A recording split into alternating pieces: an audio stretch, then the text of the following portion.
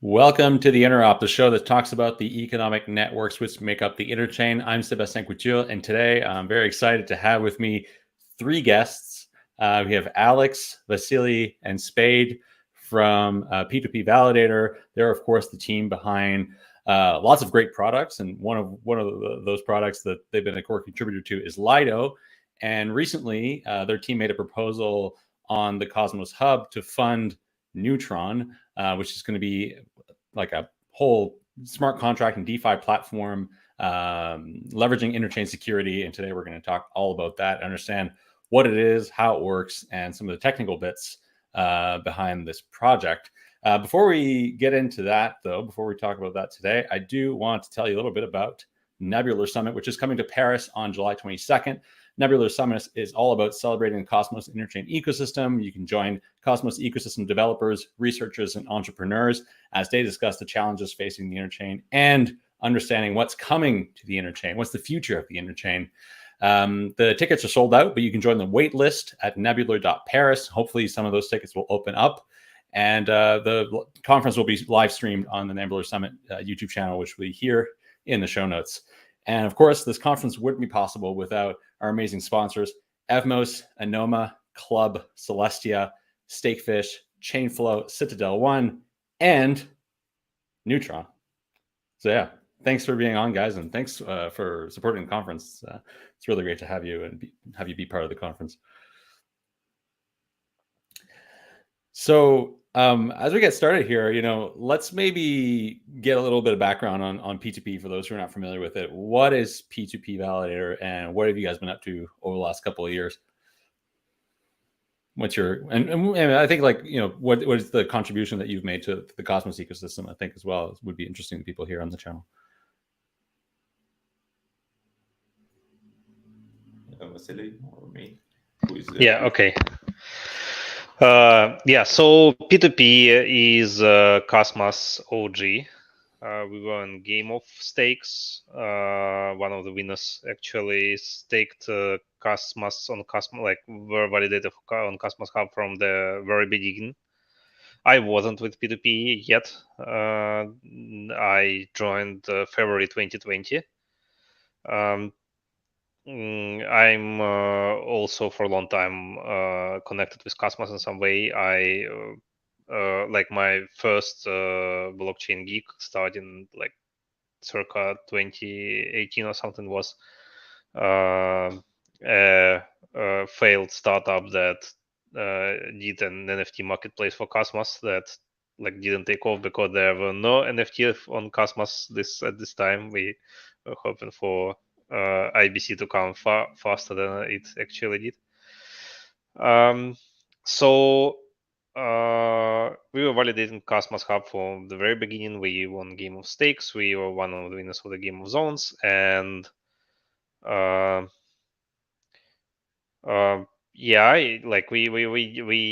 did back in the day participate in governance. Did back in the day a dashboard for Cosmos users that for Cosmos stakers that showed the economics for staking, and indexer stuff like this. I think that's more or less it. Yeah, I think we will date about 14 networks in Cosmos, and I think we are big participation in Cosmos ecosystem. Yeah, I mean, you guys are definitely one of the top validators on many Cosmos chains, including the Cosmos Hub. But before we go into Neutron, maybe just a small segue here. What's been your contribution to Lido, and what is Lido for those who are perhaps not familiar, who aren't so much on the Ethereum side, and what has been your contribution to that project? Yeah, Lido was incubated in P2P, and it's a separate DAO right now. It's not part of P2P. It's not developing P2P. It has a whole big team of contributors, and is a separate organization right now. I'm a co-founder of Lido. I'm do a lot of stuff there right now. As I'm also a P2P CTO, so wearing two hats right now, big ones. So Lido is building liquid staking for basically everything that is worth staking, and it's the biggest on Ethereum right now, where we run about $5 billion of stake. But we also run on Solana, Kusama, Polkadot, Polygon, used to run on Terra as well, but have shut down since. So when I joined, I can explain my vision. When I joined to P2P, it was a very difficult question for me. What does it mean, Lido and P2P? And every interview, I use some metaphor about franchisee. We are as a franchisee for Lido on Solana and Cosmos ecosystem. Okay, that's an interesting analogy. I hadn't thought of it that way. Yeah, so those who are interested in learning more about Lido, we did an episode with you, Vasily, on Epicenter. Folks should definitely check that out. But yeah, I'd like to get to the heart of why we're here, and that's to talk about Neutron and the proposal that you guys made on the Cosmos Hub a couple of weeks ago that passed pretty easily, I'd say. So what's the vision here for Neutron, and what are you guys trying to build? Well, so I think there's a way to sum it up in one sentence, which is we're trying to build the best platform for smart contract developers on Cosmos. And to achieve this, we basically broke down what smart contract platforms can have in terms of features, and we tried to find the best combinations that would provide the easiest deployment, the more the most use cases to developers launching on Neutron, as well as the best security. And so we found out that we believe permissionless, interchain secured CosmWasm platform with full IBC support, including interchain accounts and interchain queries, which we can talk about more later perhaps, is the best combination to make this work, basically. I think that's where Neutron comes from, and that's where it's going as well. Yeah, I think I can add more detail about story, because our team has been working on liquid staking on Cosmos, and we have a big question about where we can launch. And I think you remember proposal 69. It's had to add ability to launch smart contracts on Cosmos Hub, but it was rejected, and we could. But I think we found a new solution. We had thoughts about new zone and our zone. Our thoughts, as Cosmos governance thoughts, because we found Jelena post in forum, and we said it's certain what we want. And now we have a team which built Neutron. Yeah, and I think the main difference here in visions is that Proposal 69 wanted to put CosmWasm on the hub, whereas Neutron is going to be a separate zone, but secured by Interchain Security. This is it's a pretty subtle distinction when you think about it, because the end result will be sort of the same, right? You'll still be able to deploy smart contracts that are secured by Interchain Security, and Neutron will likely be very closely tied to the hub. Why do you think that the community didn't accept the Proposal 69, but did put their weight and their support behind the proposal to fund Neutron? But I think oh, sorry, go ahead.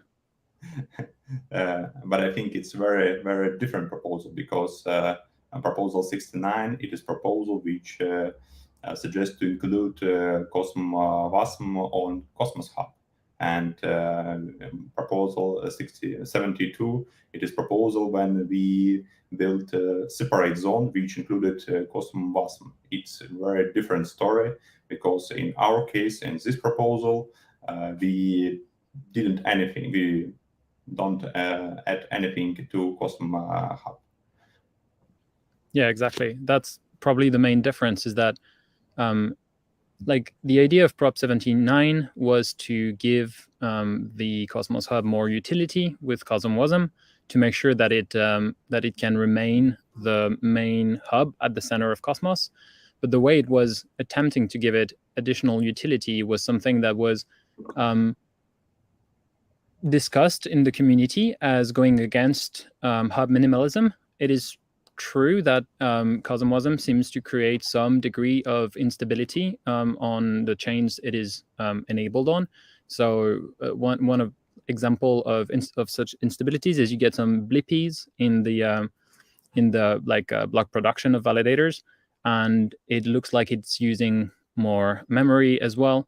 And so, like, because it goes against something that is perhaps one of the core values of the Cosmos Hub, minimalism, not doing anything that is not required in order to make sure that the hub stays as stable as possible and that we're not introducing new attack vectors. Like the proposal 69 went against this in quite a direct way, whereas proposal 72 is elegant in that it's isolating the risks from the Cosmos Hub, from Neutron and the Cosmos Hub, meaning that, for example, if CosmWasm on Neutron encountered a fatal error for any reason, the Cosmos Hub would not stop produce blocks. It would not blip an eye. What would go down is the node that is securing Neutron, not the one that is securing the Cosmos Hub. So what it does is it allows the Cosmos Hub to have value accrual and additional utility as a interchain security provider, but it preserves the security and stability of the hub. And so it kind of resolves that dilemma that Proposal 69 fell victim to, basically. Yeah, no, I think I agree with your statement that it's elegant and it reduces attack vectors and it sort of keeps minimal functionality on the Cosmos Hub. I mean, maybe we can come back to this a bit later because I do want to talk about like the utility of the Cosmos Hub, because I think this is something that a lot of people have been discussing and like trying to find. And maybe Proposal 69 was a little bit of like trying to bring some amount of utility to the hub, maybe like not in the right way. But yeah, we could talk about that perhaps later, because I want to focus a little bit more on Neutron for now. In your proposal, you use this word consumer chain, I believe, as a term that was used. Thinking about it, and it's interesting, like thinking about it from sort of a product perspective, right? Like the Neutron as like a developer product, or like a product that is meant to serve certain types of use cases or applications. From your perspective, what is the product, the Neutron product is, and who are you targeting with this product specifically? Is there like a specific type of developer or a specific type of, corporate entity or companies that you would like to see build applications here? I have like my own idea about what this could be and what would be interesting here, but I'm curious to get your thoughts on that. Yeah, but I think Neutron is very, very unique product for everyone in general. But now we don't have a zone or a platform without certain object, because, for example, we have Quicksilver zone for liquid staking on Quicksilver, but Neutron, it is permissionless smart contract platform which included Interchain Security, Interchain account, and using CosmWasm. It is a unique product. We don't have another certain product like as Neutron. And if you want to launch any smart contract on Cosmos, you can use Neutron because it's very safety. I think it will have a very, very good performance. And I think in general, it is for all people who want to launch any smart contract in the Cosmos ecosystem, which use Interchain Security. It is way to save your product under economic attack, for example. And you can use Interchain account. I think it's more comfortable, more convenient, and I think it's a new user experience for manage your account in Cosmos ecosystem. Yeah, exactly. Yeah. As Alex mentioned, sorry for interrupting you, but I will. So as Alex mentioned, like, we're building a product that is designed to suit the needs of every smart contract developers. So in this, it is kind of, if you think about it as a product, it's designed to fill the needs of developers, to give them the most security and versatility in making their protocols the best products they can. Now, what that means is that we're giving the tools to developers to produce better UX, which means that Neutron is also something that we intend to improve the lives of every user in the Interchain, basically, because we see Neutron as kind of like this extremely well-connected hub in the Interchain. And with ICA and with Neutron being both a host and a controller, that means that you could, for example, have all of your activities on Neutron and then interact with protocols that are on the other side of the Interchain using IBC, ICA, and ICQs. Or you could have the reverse. For example, you could be on a very different chain where you feel home or where you like the community and the projects that are being developed, but still want to use some of the services that are available on Neutron, most of which we think will be like Interchain oriented. And so with the focus on IBC technology, including ICA, you can actually control accounts on Neutron from a remote zone, as long as Interchain accounts is enabled there, like the controller functionality is enabled there as well. So that means that the services that will be provided on Neutron will be available to all of these other chains which have controller capability in the Interchain. I just wanted to point one thing out as well, is that we didn't make the proposal, actually. We were on the contrary, we didn't know that it was going to be proposed. It was made by Yelena from Informal Link. So we're not the authors of the proposal. Simply, we saw it on the forums as any other Cosmos users. At P2P, we do our diligence on the governance quite a bit because we are active in governance. And so we regularly check the forums, saw the proposals, and we thought that it actually fit our vision for Neutron pretty well. And so we just started a conversation with Yelena and the other stakeholders of the multi-sig. So Yelena, Jack Templin, Zaki Manian, and David Fayok. And we came to the conclusion together that Neutron was a great fit for taking Interchain Security to market. And that is how the version 2 of this proposal came to be, which is where Neutron and P2P are named in the proposal, and which is the one that was voted on and recently accepted. So yeah, just wanted to clarify, we're not the actual authors. We didn't pen the proposal. Yeah. Thanks for clarifying that. I guess like my question, and this kind of relates to what I have down here on the screen from one of the people in the live stream, was asking, what's the difference between Neutron, Juno, and Terra 2.0? And considering that Juno and Terra 2.0 could potentially enable interchain accounts and interchain queries, and have a product that competes nearly feature for feature with Neutron. Then there's the aspect of security, of course, that one can't neglect. Like the Cosmos Hub has the strongest security in the Interchain at the moment, and likely I think that will remain the case for some time. But looking at it from a developer perspective, are we just looking at like differences in execution here, or are there given a future where Juno and Terra also add these other features, what is the unfair advantage that Neutron then has over these other platforms? Because like it really comes down to that, right? Like Ethereum is so big today because it has this network effect, and it was able to bring in developers super early. I mean, like when there was no other game in town, essentially. Now we're in a different space where lots of different blockchains are competing for developer attention. So whether it's Ethereum or Solana or like the Avax ecosystem or Polkadot or Cosmos and whatever. And within Cosmos itself, there are all these competing chains. So like, What gives Neutron, you think, the unfair advantage to really stand out as a platform? I think there's many parts to this question. Actually, it's in a way it's worth its own episode to discuss. But so, as you said, there are features and advantages that Neutron will have at launch that might that competitors like other platforms may catch up to fairly quickly for some as well. But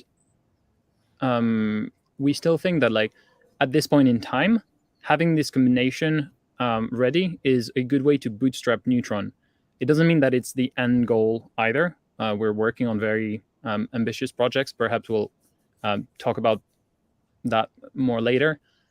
But first, interchain security currently is a big deal and is likely to remain for a while. Other platforms usually have their own validator set. And I think transitioning from having your own validator set to being fully interchain secured, because the release of Interchain Security, the first one, will not allow you to actually have kind of a mix between Interchain Security and your own validator set. So transitioning to Interchain Security kind of means you're going to be firing some of the most engaged stakeholders of your network. So I think this is something that is possible, but is also very hard to achieve. And so I don't see the existing platforms, at least, moving to interchain security in the close future. And then there's also considerations pertaining to the communities. Like each of these platforms have very strong identities. Terra has a very strong identity and history. It has kind of like recoalesced around the myth of surviving the crash, basically, because this is something that has been like very strong for everyone involved. And so it has a very distinct identity, but it also has a certain reputation. Same thing goes for Juno. Like the Juno community is unique in a way. And so some developers might prefer those networks because they feel in tune with that community. Neutron is aiming for neutrality. And so it's kind of aiming at having a community that is welcoming to every protocol. But because we're still building it and it's not live and it doesn't have such a strong community yet, in a way, it leaves a lot of room, for developers to come in and start, working on these values, working on what the Neutron community is going to become. So that's one thing. And then the last thing, which I think is perhaps the most solid argument there, is interchain queries. Interchain queries are actually not that easy to implement, especially if you're going for something that is somewhat versatile and easy to use for smart contract developers, because what we've seen so far is most implementations of ICQs are kind of limited to the specific use that the platform implementing them needs, which makes total sense because they're very resource intensive to maintain, to create as well. And because of this, Neutron, I think, will have a very strong advantage in that it is focusing a lot of resources and a lot of research and development into having a system for interchain queries that is easier to maintain and keep up to date with the other networks in the interchain, and that is more flexible in terms of smart contract developers themselves can create new types of interchain queries without having to upgrade the whole network. So without having to upgrade a module, just by upgrading smart contracts instead. So yeah, to recap, security is a big deal, and it is likely to remain a big deal for a while. Interchain queries are expensive to maintain and develop, and we're focusing a lot of resources on this, which we think that will make Neutron much more composable than other platforms, at least in the short to medium term. And the communities also have like very unique identities, and so depending on what you're searching for, you might opt for one of these platforms, or you might opt to go into Neutron, which doesn't have any reputational history in a way, doesn't have a very strong community that might like restrict what you can build. But that's rather a question of personal choices. So I don't think Neutron will take the bread off of these platforms' mouth. I think there is enough activity for everyone there, but we definitely intend to have Neutron as kind of like this center of the interchain and like interoperability kind of zone at the center of everything, I guess. So I'd like to now talk about some of the technical bits here, and specifically, interchain queries. We've talked about interchain accounts a little bit here on the show. Obviously, we've talked about liquid staking on Cosmos because we've had Joe from Quicksilver on. I'd like to talk about interchain queries because this is something I'm not super familiar with, and I'd like to understand like what interchain queries are, how it relates to like interchain accounts maybe also, and like what is the sort of use case for this, and like some examples of how one could use interchain queries. Yeah, I can answer here. I'll go with metaphors here, so don't be afraid. So imagine you have two rooms with a very thick wall that like doesn't let sound through, and there is like one way, I don't know, one way you can shout there like, please, on the other side, please transfer my token from address A to address B. That is interchain account. Like basically you can shout into this the tube to do something, but you have no idea on blockchain layer, or you like as a user you can see, but as a blockchain that issues the transaction, you can't what actually happens on the other side. You can transfer the orders, but you can't see the results. You can't, like, if there is an error, you can't see it. If there is like not enough balance, you can't see it. If the transfer fails, if the transfer succeeds, you don't know it. And like that works fine when you're just a user. You can, as a user, you can see both blockchains and see what happened actually on one side, on the other side. Like it works if you're a protocol that lives on blockchain, for example, a lending protocol, like some yield farming protocol or something like that, it doesn't work because the protocol doesn't know what happens. Like it doesn't know if it still has the money to send, if it has went from A to B. It can only issue the issue an order to like basically a ghost of the protocol on the other end of the tube in the other room. Interchain queries is the way around that to actually understand what's happening. It is pretty complicated because basically for them to work over IBC, you need to get the data, like for example, token balance from the other side, and you need a proof for this data. So for example, you have a query that understands what's your balance of a like particular token is. And that's a native Cosmos SDK token, not CosmWasm based CV20 token, just like a native one, like a native staking token. To query it, you need to get a Merkle tree to the memory cell that contains a balance, basically. And you need that balance and the Merkle root and the proof that it's correct. So if the query is something more complex, like for example, listing all the delegations to a validator, for example, it's even harder. You need to have a lot of memory cells for that, and you need to prove them all, and you need to recombine it on the query side. You can't just query the data. You need the raw, like the answer you need for a query. You need to query the raw data and then make some operations on it. That's why interchain queries are much harder to make than interchain accounts. For interchain accounts, you need to issue a transaction and pass it through the IBC, and it executes in the native context. For query, you need to issue like you need to combine the data in the same exact way that it will be combined on a native chain on the other side that you know very little of. Interchain queries will be like each one particular one will be resource intensive to make and to maintain. That's why I think like interchain accounts will be easy to implement for any chain that wants them. Interchain queries is a big burden on maintenance for a blockchain.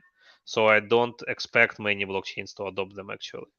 Only the one that actually needs them for function. And that's why I think a common place for a blockchain that maintains them is makes sense, because like that way the costs can be shared between multiple apps that need queries.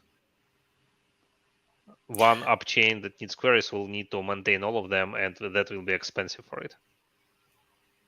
So in order for interchain queries to work, you have to have interchain queries implemented on both the querying zone and the queried zone, or simply the queried zone? Only on the querying zone, but it's very complex implementation, and it's like each query is like a snowflake. So wait, on the chain making the request or the chain receiving the request? The making one, the one that the making one. Yeah, the one that is like they're receiving requests. It's not necessary like for it to know there is a query basically. Really? So how would it? Because like let's say, I don't know. Let's say you're querying some data, like you said, like active validator set, for instance. Yeah. Well, if the zone that's being queried has to be able to respond with. No, it doesn't.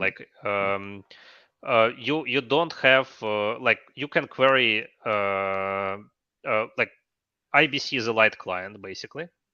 Yeah. For light client to be able to query the state of validator of a zone, this zone doesn't need to know like on the blockchain that the light client exists, right? Okay. It needs to provide like a Merkle root via IBC channel, and then everything else can be constructed from it. Like it's basically an off-chain query that is all proofed and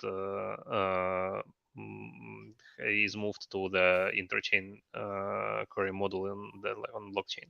The queried zone doesn't need to know that there was a query basically. Okay. So what kind of queries can one make here? Like, so you mentioned like the active validator set, for instance, but what other kinds of queries can we make, and how are those useful in applications? So that's something that we're working on. Like, what are the useful queries? The most low hanging fruits here. It's not like very clear. It's clear that balances are very interesting. Native token balances and CV20 token balances are very interesting. Yeah, because then of course you can confirm that say an interchain account transaction has gone through. So like that's very useful for interchain account transfers. Yes. I think transaction inclusion is also very interesting. Like, has transaction has been included or not? That's something that needs to be, and maybe the transaction outcome, if it was an error or like a successful transaction, is probably very important. For liquid staking stuff, the delegations, slashings, etc., like all the staking model queries are very important. I think governance can be needed for some applications. So knowing the status of a governance proposal or something like that. Yeah, knowing the status of the votes, the status of a governance proposal, stuff like that, especially for meta governance platforms. Now, what about making queries into smart contracts? So what you're talking about here is sort of at the Cosmos SDK level. What about making queries into contracts, like, has an address deposited into this address, or like something more complex like that? That's more, say, like contract specific.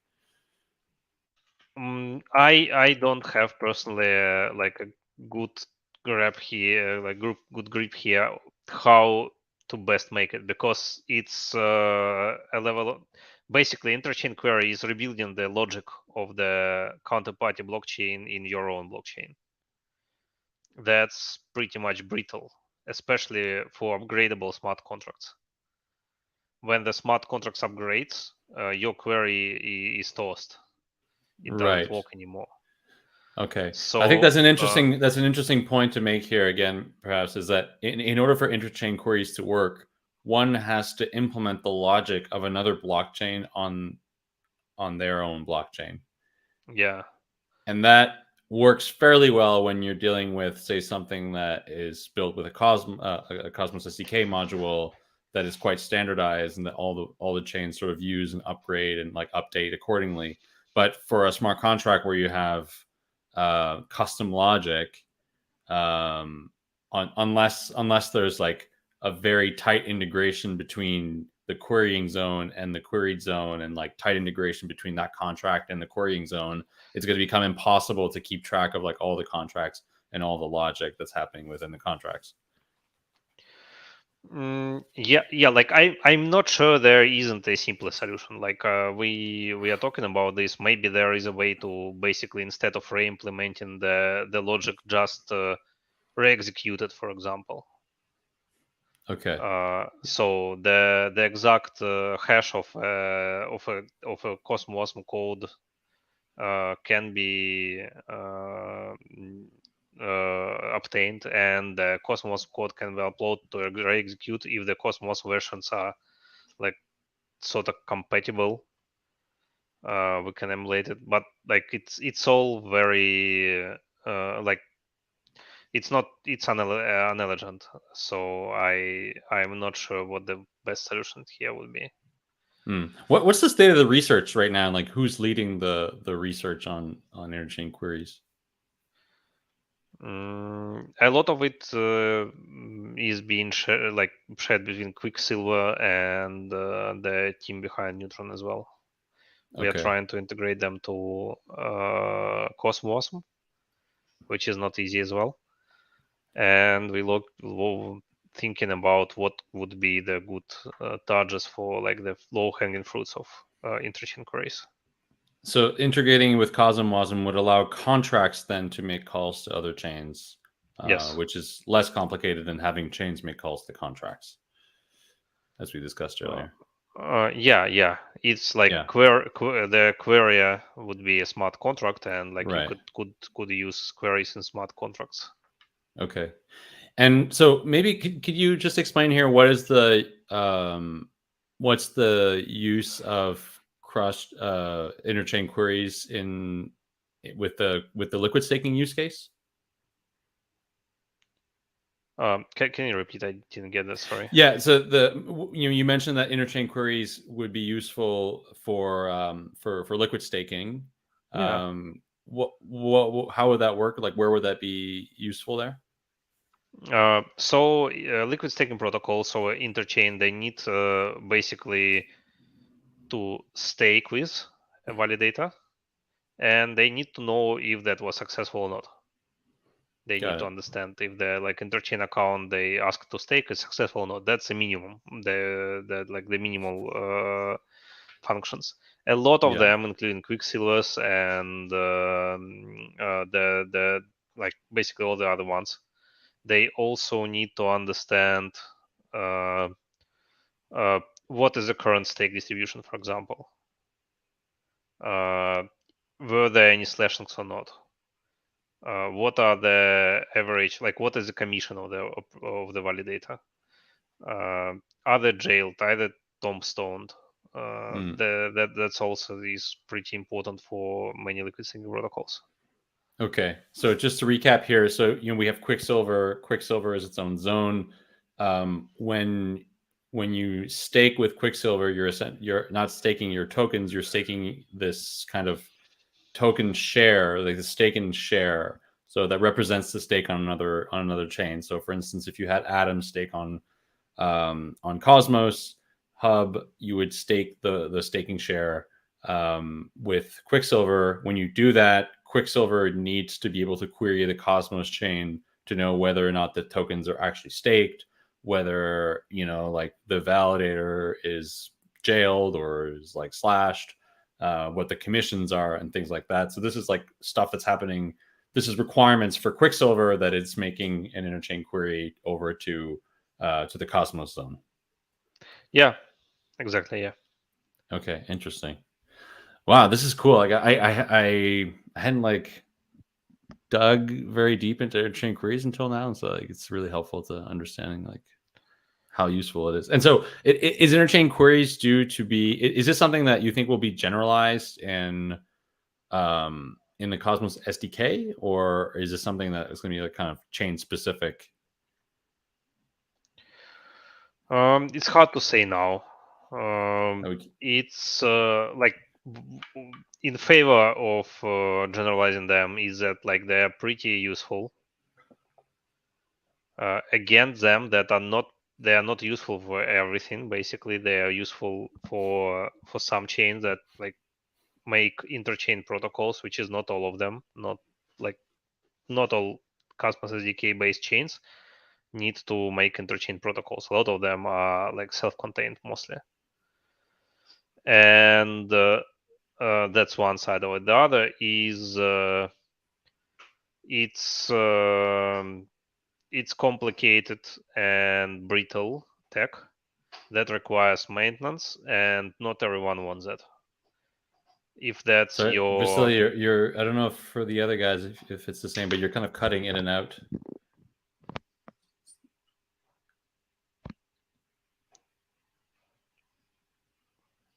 I can hear you now, but it's sort of chopping in and out. Okay, so it's complicated tech that would probably that is not needed for every chain, but is needed for many. So like it's not clear where it falls. Okay, and in that case, it would be a Cosmos SDK module that one would include in their app. Okay, interesting. Cool. And so yeah, let's talk about interchain accounts a little bit. I think maybe for our listeners, it's just helpful to sort of remind everyone like how interchain accounts works and how useful interchain accounts will be for Neutron and like CosmWasm chains in general. Yeah. By the way, we're like, as you mentioned, like all of these like interchain queries, interchain accounts are actually quite difficult to wrap your head around, especially when you don't have a developer background. So we're in the process of making explainer threads about all of these and how Neutron will leverage these technologies. And so we have one plan for ICA, which should be released shortly. So if that's of interest to your listeners, I think that's something that's valuable to stay tuned to. And it's available on Neutron's Twitter, Neutron_org. Yeah, we'll link to those threads in the show notes. I saw a few of them that you did that were really good. Thanks.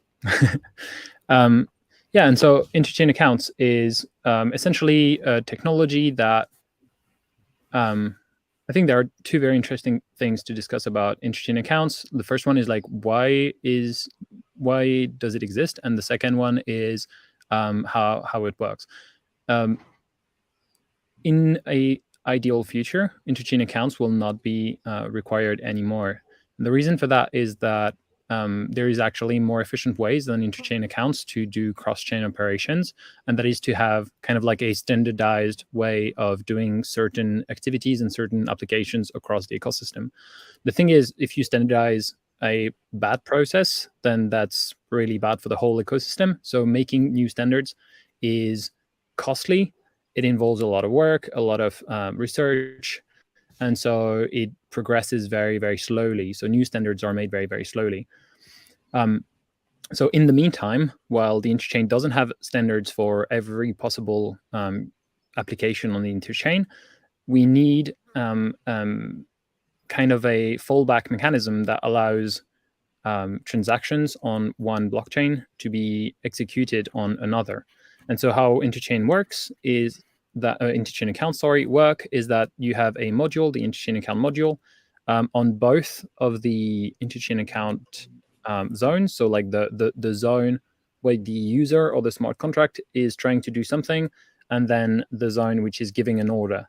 The zone where the transaction is executed is called the host zone because it receives a transaction. And the zone which is trying to do something on the other zone is called the controller zone because it's giving an order. And so from a very, very high overview, it's basically a technology that allows you to write a transaction in a way that the other blockchain can understand. And this transaction cannot be executed on your own blockchain, but you can package it in such a way that it is sent via IBC to the interchain accounts module of the host chain, so the receiving chain, where it is unpackaged and executed as a normal transaction. And so that means we don't need an interchain standard for every type of action that this transaction could be requiring. Instead, we just like make the transaction as if it was from the receiving blockchain, and we send it there to be executed, basically. So on each chain, there's the interchain accounts module. You send the transaction to this module, then it gets sent as an IBC packet, and then over on the other chain, there's also an interchain accounts module that is able to take that transaction, unpack it, and then like execute it there, whether it's like sending tokens or interacting with a DeFi protocol or like interacting with governance or staking. Yeah. And what this allows essentially is you say like, okay, I've got, I don't know, atoms over on Osmosis. If I want to be able to interact with any staking or governance modules while I'm on Osmosis, well, I don't have to move those tokens back into the Cosmos Hub in order to do that. I can just do that from Osmosis or from whatever chain my tokens are on. It is a single point to manage and interact your tokens in another zone which support interchain account. Right. Oh, sorry. So it would be the other way around then. So if you have atoms say on Osmosis, you'd be able to control those atoms by either staking them or interacting with governance from the Cosmos Hub. Yeah. So for example, like if you were on Neutron, like let's say Neutron and Osmosis enable interchain accounts, then you could control your tokens on Osmosis from Neutron. So you could, for example, provide them to a liquidity pool or bond them in superfluid staking. Mm-hmm. And if Osmosis decides to be both a host and a controller, then you could also, if it decides to also be a controller, then you could also manage your tokens on Neutron from Osmosis. So I don't know if there's, for example, DAO toolings or an interesting DAO on Neutron and you're on Osmosis, perhaps using interchain accounts, you could actually like put some tokens in the treasury or vote on Neutron from Osmosis. But just like interchain queries, although it's not that bad, like it's not as bad as interchain query, not as brittle, it is still a way of taking the logic of the other zone, like the target zone, into account to build the system, basically. And so that's why it's not like the end game of interchain. It's not the ideal solution to every interoperability problem. It's more of a transitioning system that as we wait for interchain standards to be created. Very cool. Let's talk a little bit more about Neutron. I'd like to come back here and understand what types of what are going to be the priorities, perhaps not on the technical side, because we know what you guys are building there and like the sort of technologies that you'd like to have built on Neutron from the beginning, or at least on the roadmap. But from a sort of business development side of things, what types of projects do you anticipate will be launching there sort of early on as Neutron launches? And, what kinds of things would you be encouraging people build there?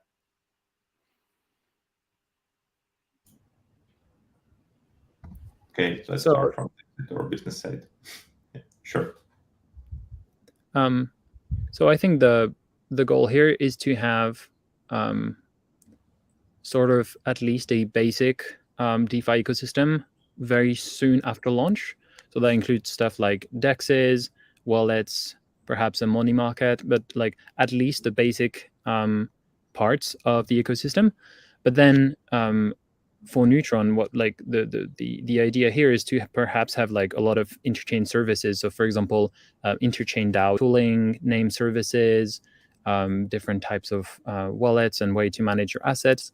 Like what's interesting about all this IBC tech is that you can potentially create stuff like Argent wallet, which is basically a wallet that is a smart contract and that allows you to have very different security parameters and very different UX with your wallet.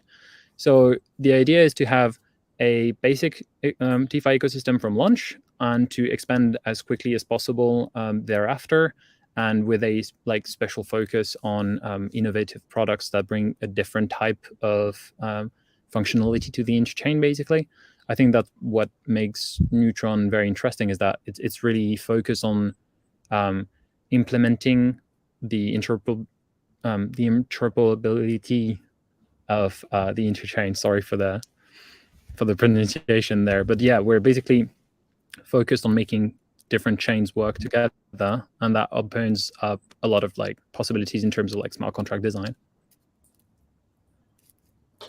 But we believe that Lido can become one of the first customers. But if you are developing a good application and you are looking for zone, come. This zone is open for everyone. I also read here in the proposal that majority of gas fees will go to developer DAO. Is that a sort of similar to what EVMOS is doing, where the parts of the fees, the transaction fees, are going to the smart contract developer, or is it something different?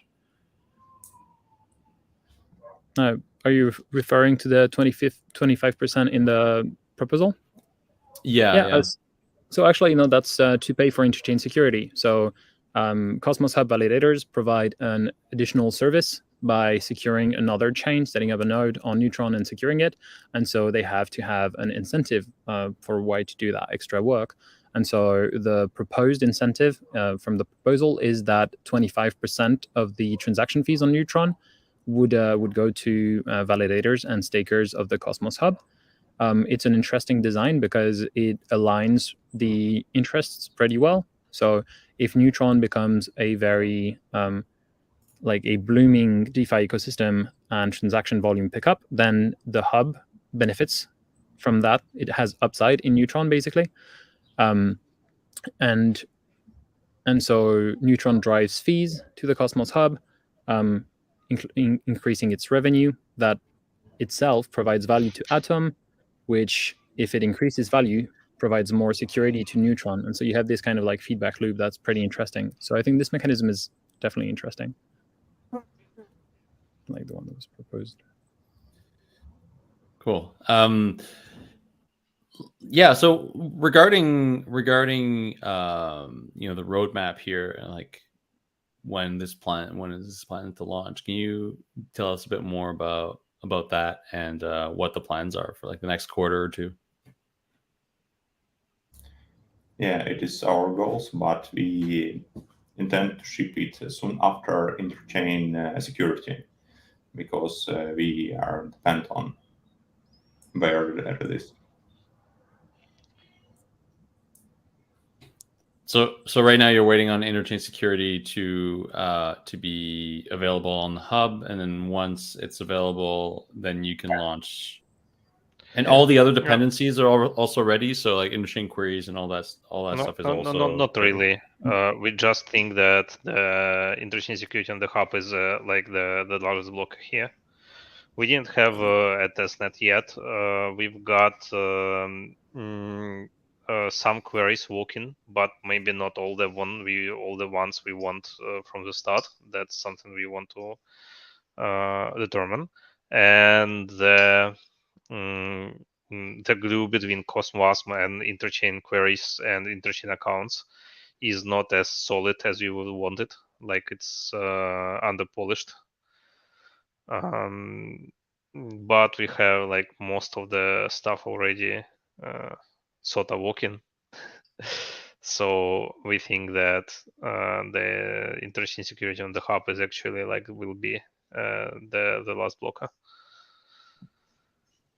Yeah, I guess the last other thing that could also like change the timeline a bit is audits. Audits are notably backlogged, and so auditors are notably backlogged, and so we're looking to schedule an audit for Neutron as soon as reasonable. But then if they're completely booked, we might want to still get an audit before we go live. So that could be a potential problem. But as my colleagues have said, we're aiming to launch soon after Interchain Security. So just kind of taking a step back here, the Cosmos ecosystem, really started out with this idea of app-specific chains or ecosystem chains, and I think a lot of folks like really latched onto that idea because it was so different from like the thesis of Ethereum, where everything needs to be on one chain, and like the issues we saw with scalability there. And actually, it's interesting to see now that the EVM ecosystem is also becoming sort of more application or ecosystem specific with all of these EVMs that are launching. But within the Cosmos ecosystem, help us understand what will app specific chains be leveraged for, and where will it be useful to launch a smart contract? And like as a developer, how does one sort of reason about, should I launch an application specific chain, or should I be launching a smart contract? And notwithstanding then having to make the choice about which platform to build it on, but how should we be thinking about this as a community and like as people building in the space? So I think one thing that is pretty interesting about the Cosmos model is that it's not only pushing for this horizontal scaling app chains, like apps like app chains, so like chains that are designed to optimize for one thing. It's also like building the tools to make them work together. And like Neutron intends to be kind of the glue between all of these different app chains, because, for example, you could have your control center in a way on Neutron, but then still interact with basically the best protocols you can find. And so if that happens to be, for example, Osmosis, because they've built a very solid DEX, then you can have from your control center interact with Osmosis, but without having to manually bridge between zones. You can do more and more over IBC and the different standards on top of it. And so this is still something that is like progressing. I don't think, as I mentioned before, we've seen the kind of like the end state of the interchain yet, but we're getting to a zone, to a period of time where there's a fair amount of composability that is becoming available. And so like I think this is where the interchain is going to actually start really shining, because the model is becoming viable, because all its premises have been built basically, like or at least have started being built.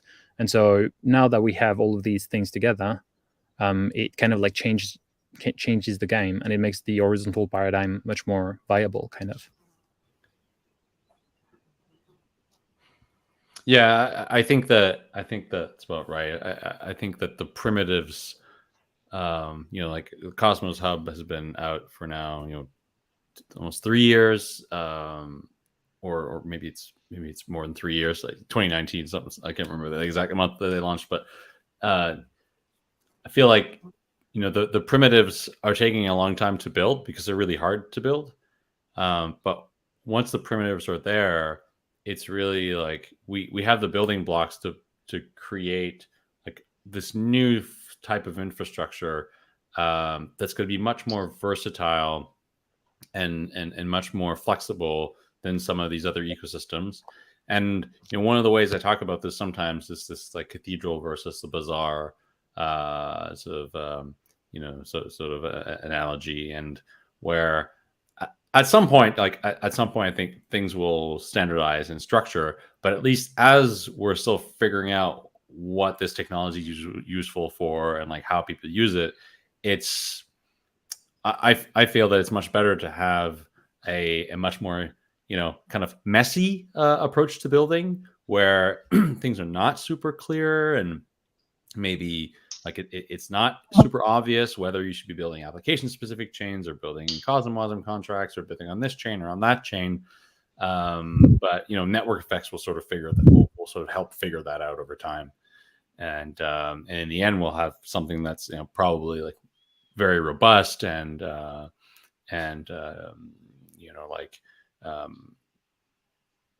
it has like the strength to withstand like black swan events and things like that. Yeah, I have a bit different answer to the original question of what's an upchain and what's a smart contract. Go for it.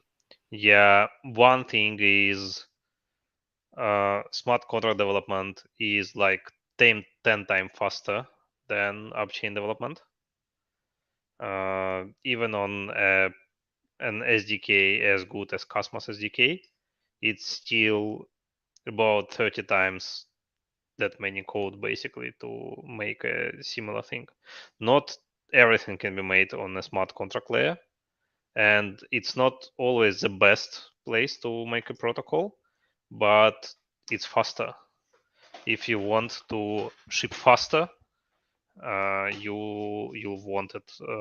You'll want at least parts of what you do on smart contract layer because it's just like easier to build. The good comparison here is like game engine and game scripting. Complex, basically most complex games have low-level stuff written in the game engine that is reusable, and a lot of like game logic is written in simple scripts that run over that. That's I think the model for blockchains as well, because like you want some things to be super efficient or have special capabilities on the well low level, but a lot of things you want to code like as fast as possible given the quality requirements and stuff. So like that's one thing. Upchains can have smart contracts layers, but it makes sense like to have an all smart contract layer chains. The other thing is that upchains are expensive in terms of validation.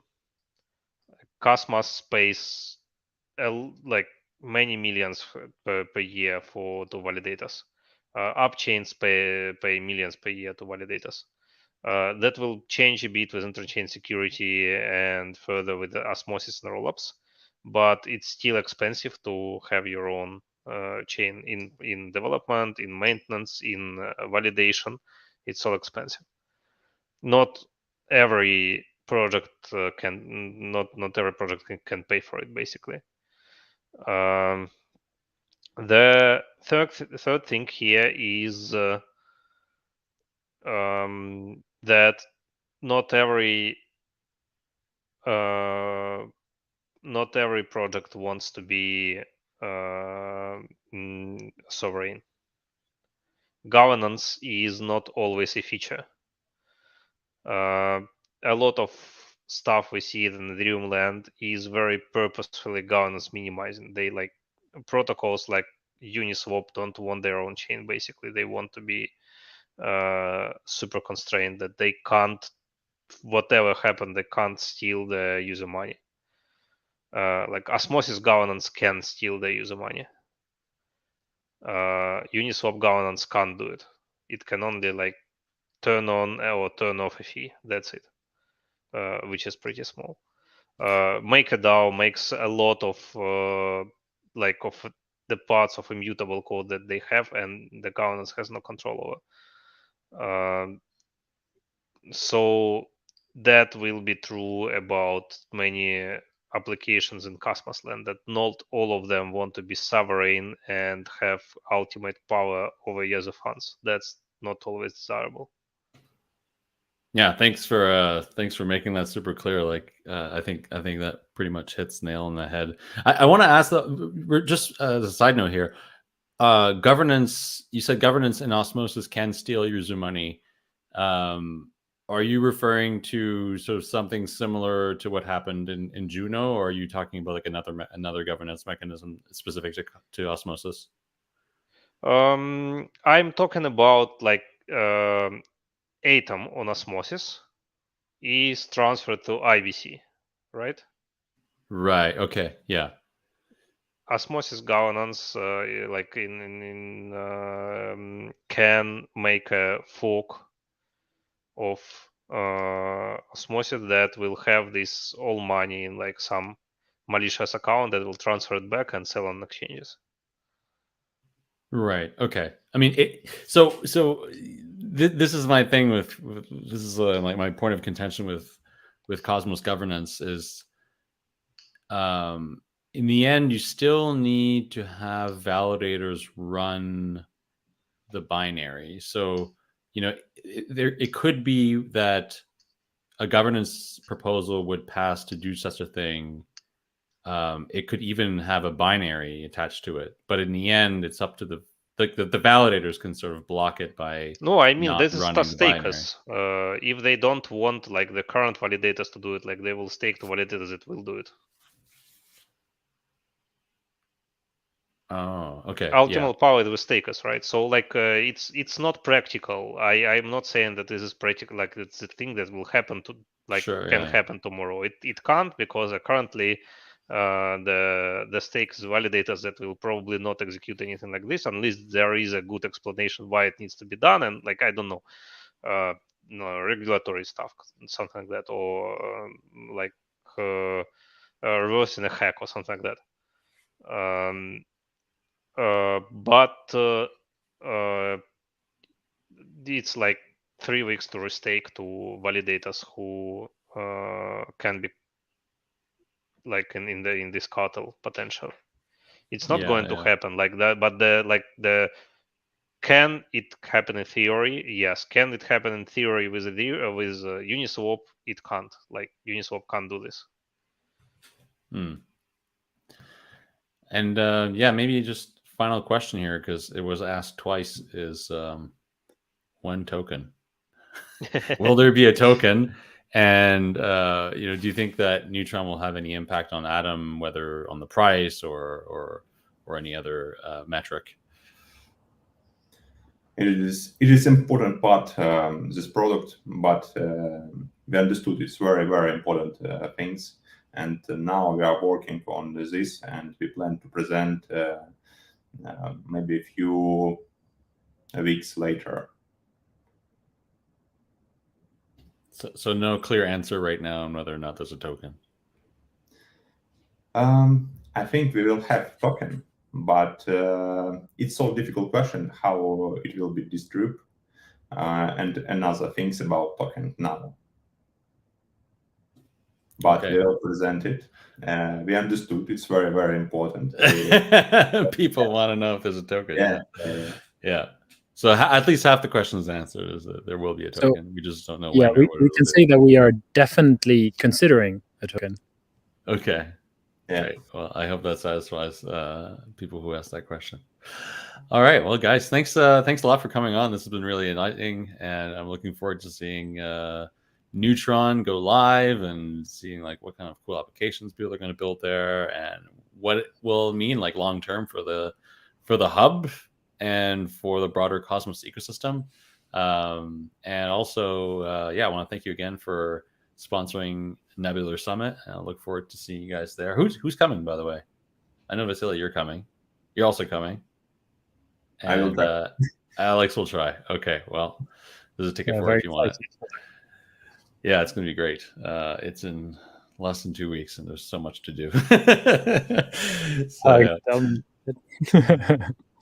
All right, guys. Thank you. Thanks for coming. And if you enjoy this content, please consider subscribing, and also please consider staking to Interop Ventures. Currently, we are live on the active set on the EVMOS network, and you'll find a link to that down in the show notes.